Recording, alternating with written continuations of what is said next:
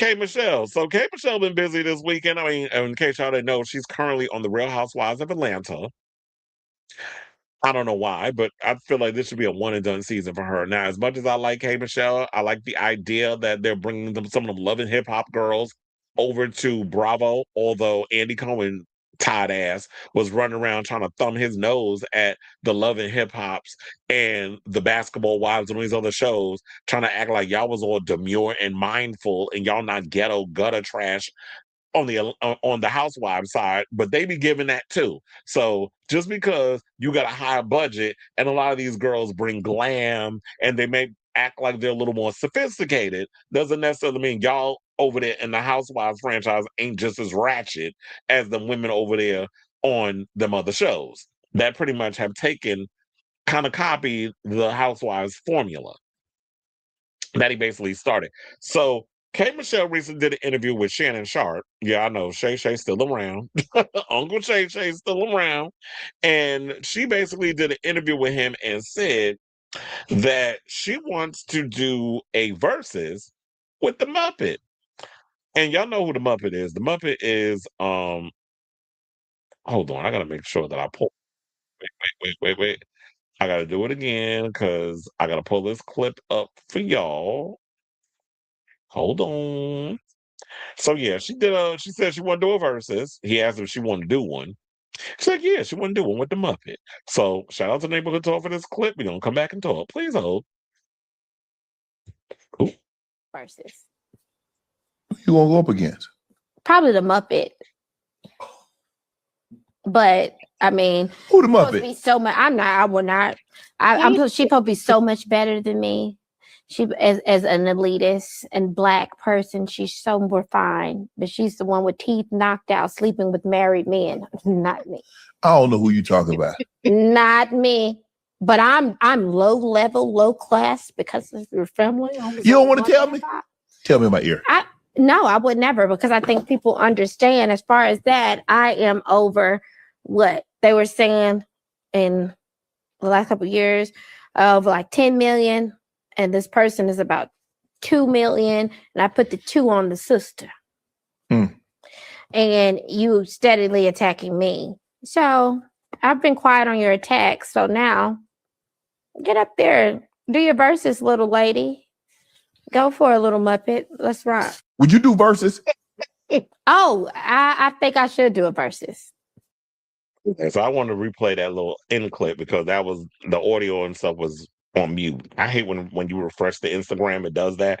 But anyway, K Michelle, while any other time I agree with you in this whole situation, I'm gonna say this.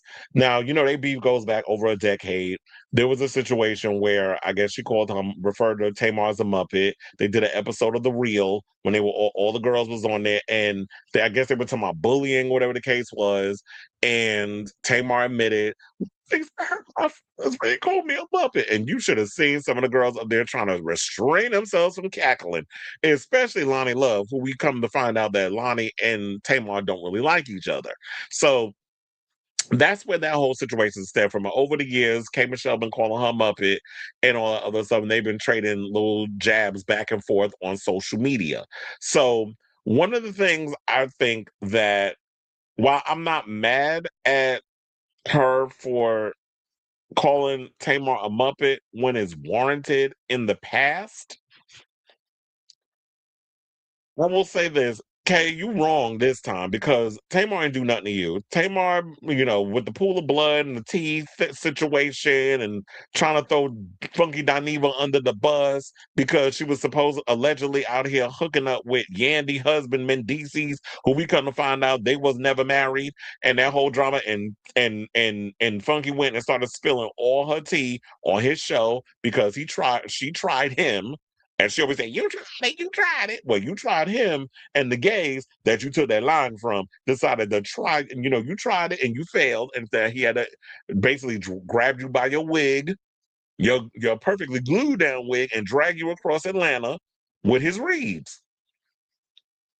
So, Michelle, you was wrong with coming out and calling her as the Muppet. I understand you got your little issues with her, whatever the case was, but Tamar ain't starting no shit with you this time. So now if she come out and say something, don't come out here and try to play the victim.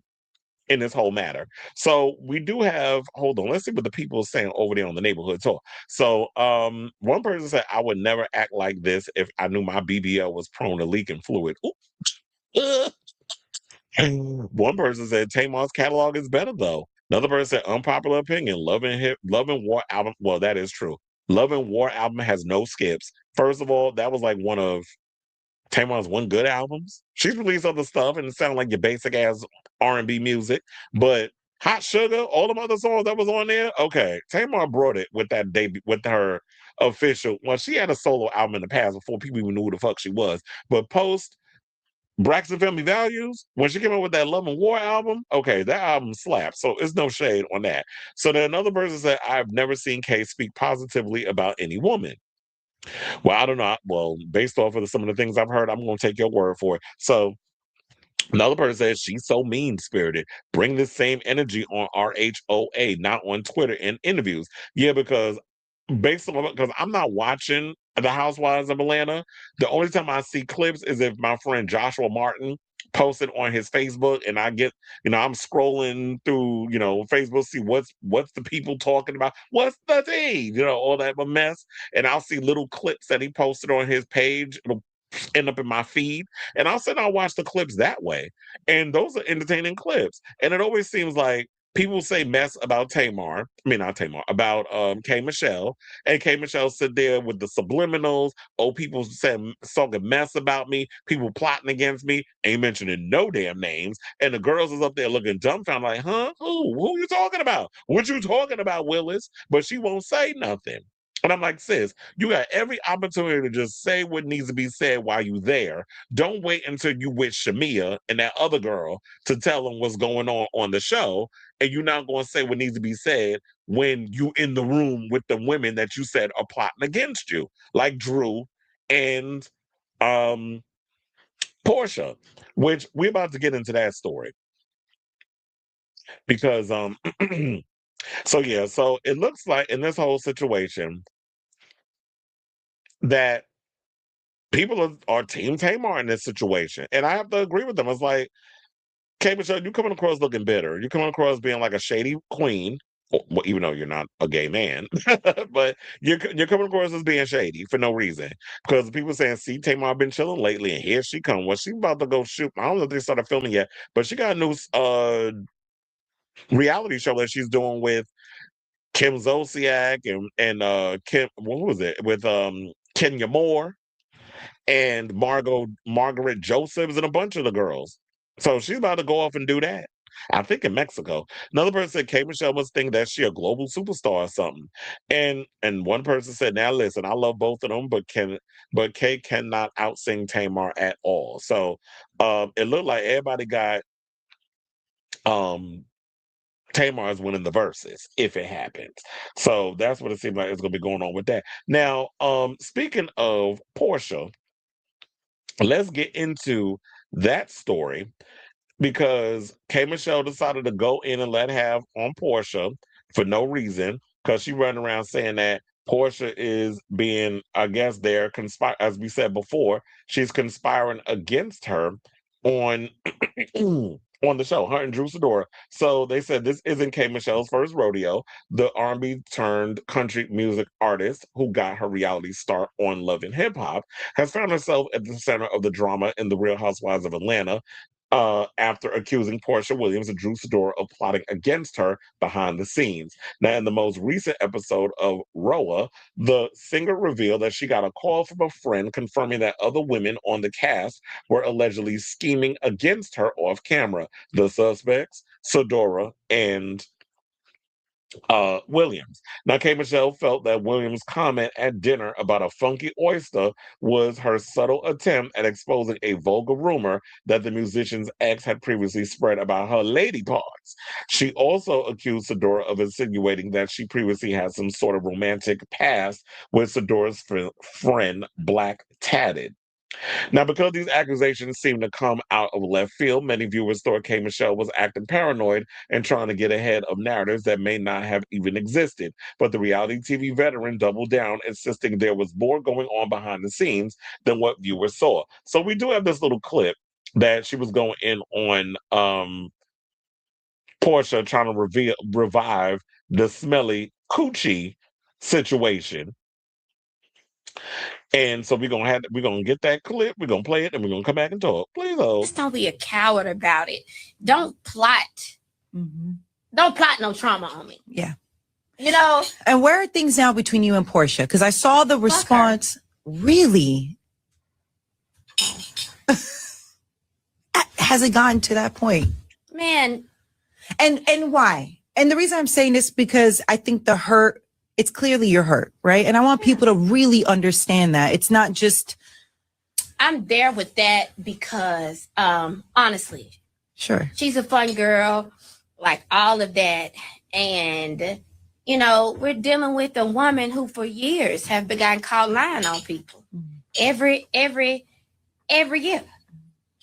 And when it comes to her, I feel like, you know, she feels like, you know, it's her show or whatever. I never play with line. I never play line leader games. You know, like you're never gonna have me fall in line. You're never gonna make me fall in line. It's just never going to happen. Right. So if I don't play it your way, you're gonna play it this way. And just know I'm gonna play it that way. So hopefully, you know, I'm always open, especially in this type of arena and things. You have to. I don't know what that woman do with her hot pocket. I don't do certain things. Like some stuff is just not playing. I'm just not sure. That. Like, yeah. But no, that, you know, that ain't false. You can't say you bringing me into a friend group and you around here, you banging on my last known ex and telling him. And he telling me, and you sit here like you my friend. And I'm supposed to sit up here and be all open to be brought into this friend group. And I'm your friend. I'm trying to be your friend. You have a, you know, what I don't like to do is go on people, what people's reputation are, because I know I've had a reputation. Right. And that's not it. So I try to be fair. Right. But you also have to be aware. Right. Your actions are not that of a girl's girl. They've never been. And if you started looking at me, telling me how much you love me, and I'm knowing everything. Now, to be fair, did she know? Were you guys friends at that time? Or is it like... No, it's not about that. I got a whole husband. Right. It ain't that. It's the fact that you'll see, because I may be getting a little bit ahead. Right. We'll see. It's the fact that you were hiding something that you didn't have to hide. On purpose, when I would have sang at y'all wedding. You're gonna do something. Okay, so that's pretty much what she had to say on that. And it just seems like, you know what, Portia's doing what she got to do because she want to maintain that peach, you know, since all the OGs is gone from the housewives. You don't have a Nene, you don't have a Kenya, you don't have a Porsha. I mean, you do have a Porsha. You don't have a Nene, you don't have a Kenya, you don't have a Kim Zolciak, you don't have I mean, even though she was dry as hell whenever she was on the show, you don't have a shit by Sheree. So in order to keep that momentum going, now Porsha has been positioned to be that head girl holding the peach and trying to carry the show, which she said in the interview she never imagined that would actually happen. But because she is a veteran of sorts, they're trying to make that thing happen. And I do agree with Kay that Porsha has never positioned herself to be sort of like that girl's girl. Like when you went and hooked up with that African who was already with another woman and was thinking that by, you know, tying yourself to whatever it was that he had financially, that was going to set you up for life. And then all the fraudulent stuff started coming out. Then you try to distance yourself from that man faster than Erica Jane distance herself from that husband of hers who's in, I think he might be in prison with the brain rot. So some people say you knew what you was getting yourself into when you got yourself into that situation, but that's not all. So in the thing with this, because you know that was one of the clips that I wanted to show y'all, but there was another one where she spoke to the decider in regards to the thing about Drew and Porsha plotting against her.